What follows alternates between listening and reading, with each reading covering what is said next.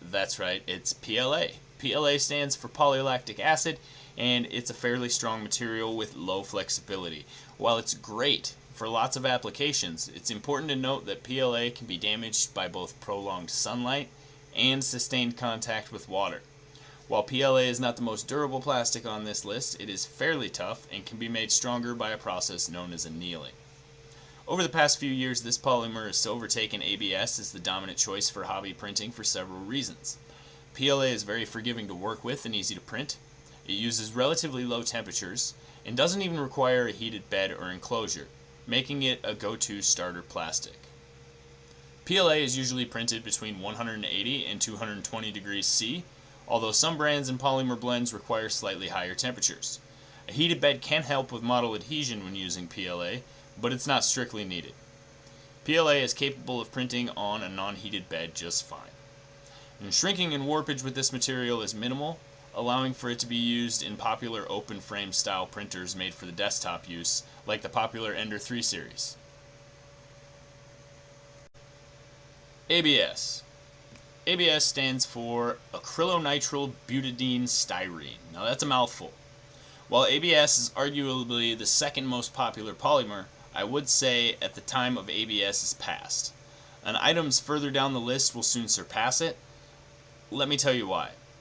ABS became popular because it was strong, but it's notoriously fickle to work with. It's prone to shrinkage and warping, and almost always requires an enclosure for your printer to achieve good quality results. Although the temperature variance issue that causes warping can be somewhat mitigated by the use of Cura's draft shield option or something similar. While it can take a little effort, don't give up because prints made with ABS are extremely strong and durable. You know just how tough this filament can be if you've ever stepped on a Lego. ABS prints best between 210 and 260 degrees C, usually near the higher end, and a heated bed is required. An enclosure is also highly recommended. Another upside to ABS is the fact that it's soluble in certain solutions, which means it can be chemically welded together to make seamless objects. The next filament on our list is PETG or PETG. You will most commonly hear of this referred to as PETG, but PET and PETT are two similar polymers with similar properties. PETG is the most common and is simply PET with glycol added. PETs are usually translucent and for that reason are the standard for plastic bottles and other similar packaging, and it's similar to ABS in strength and durability but slightly more flexible than PLA. However, while PETG prints at similar high temperatures to those used by ABS, it does not have the same trouble with warping and separating. Optimal temps for PETG range from 225 to 260 C, with a heated bed around 60 to 70 degrees to help with adhesion. Doesn't necessarily require a draft shield or enclosure, and it is in my opinion one of the most beautiful and fun filaments to print. Quick note about PETG for the avid user: hang on to your desiccant packages as PETG is hygroscopic, so it absorbs moisture from the air. For this reason, I recommend you keep it in a dry box once opened if you plan to store it for a long period of time. The next items on our list are the flexi filaments. That's TPU, TPC, and TPE. Now TPEs are thermoplastic elastomers, meaning they're flexible plastics. While not the strongest filaments, flex filaments are just that, highly flexible. And because of their wiggly wobbly nature, they're usually printed best in a direct drive setup, but it can be done over a Bowden tube if you slow it way down. TPU doesn't require extreme temperatures and prints well around 210 to 230 C. As with PLA, a heated bed can help but is not needed. Generally, TPU is printed at much slower speeds than other polymers on this list to prevent the stretchy filament from winding around extruder gears. There are a ton of cool uses for this stuff, from cosplay to footwear and much more, and TPU doesn't shrink or warp very much when printed, so you don't really need an enclosure.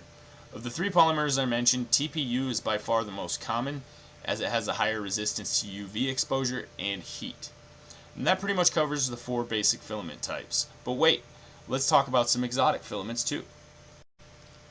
How about nylon? Now, nylon is a very commonly used material in powder fusion method 3D printing, but did you know you can get it in filament form as well? Parts printed from nylon are super strong, flexible, and durable.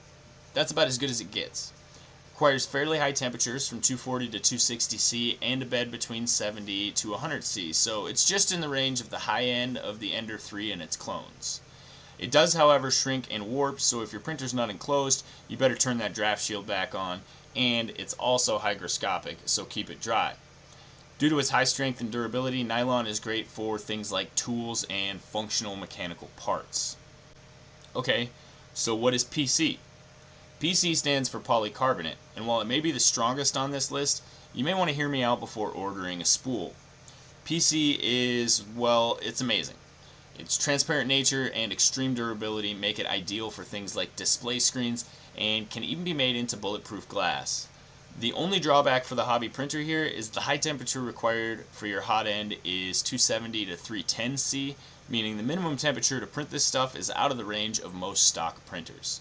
You can, in some cases, upgrade to a higher temperature hot end, but it may not be as straightforward as it sounds.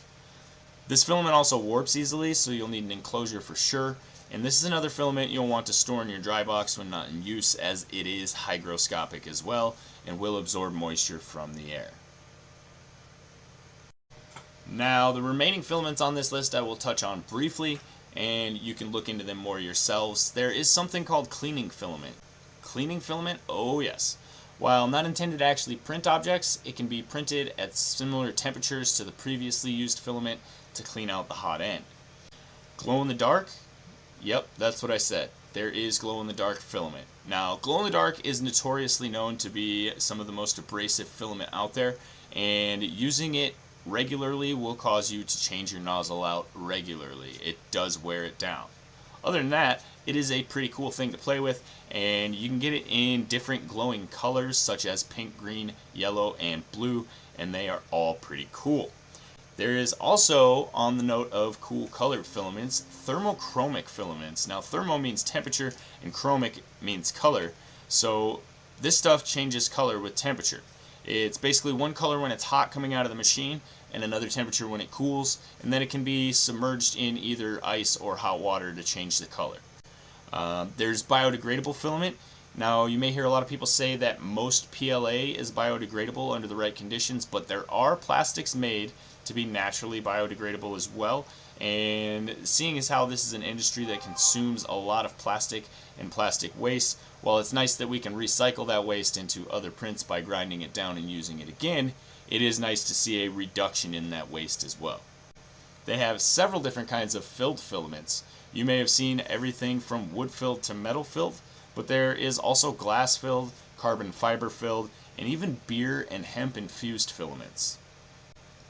They have conductive filament. This stuff is great for multi-extruder machines, allowing you to print working circuits all in one go. The filament is conductive of electricity, allowing for the printing of things like switches, buttons, and things of that nature, which is pretty cool. And I'm interested to see where this goes over the next few years because I think it's going to be pretty big hype. ASA is a very similar filament to ABS, except it doesn't degrade or yellow outside. So if you're looking at printing something with ABS strength and don't mind the ABS trouble, grab yourself some ASA and you'll be able to put that object outside without any degrading of the object itself. One of the things I didn't touch on is soluble material, and that is generally used in a dual extruder machine to print the support for the object, because the part can then be placed in a bath of the appropriate solution to dissolve away the support with no clipping or trimming. So you see this in work on the screen right now. This process is really amazing and saves a lot of cleanup work, as well as reducing the amount of sanding and stuff required, because there's really no interface between the two plastics. The soluble completely dissolves away, and you may just have a little zit or bump or two in the other filament that you need to clean.